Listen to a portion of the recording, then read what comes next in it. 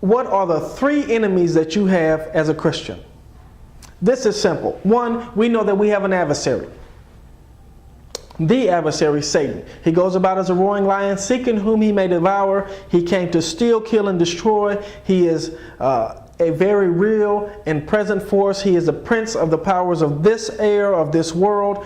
And his whole objective is to deceive you, to cause you to miss the things that God has for you, to be in the wrong place at the wrong time, to steal your joy, your hopes, your dreams, everything that you hold near and dear. That is his mission and objective. The second enemy is the world. What do I mean by the world? Everything outside of Christ. I mean from financial institutions. I mean the government. I mean any and everything that is not in the kingdom of God is the world. Now, what specifically do I mean? I mean that they have a pattern, a way of doing things that is contrary to God.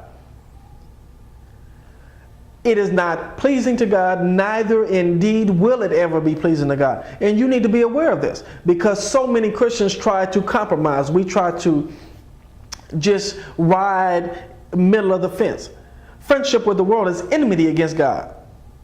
It's never going to be God's friend. For all that is in the world, the lust of the eyes, the lust of the flesh, the pride of life, is not of the Father, it is of the world. So Satan is your number one enemy. The world is also your enemy. Entertainment, everything that so easily will bombard your mind. And the third enemy is the one that we really need to focus on, because the other two are external.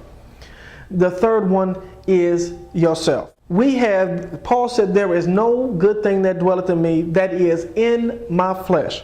You and I both have a flesh that will constantly wage a warfare in us. Before you were saved, there was no conflict.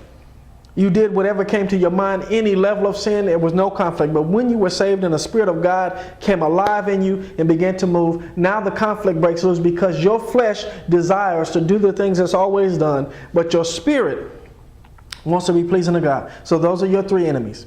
God bless.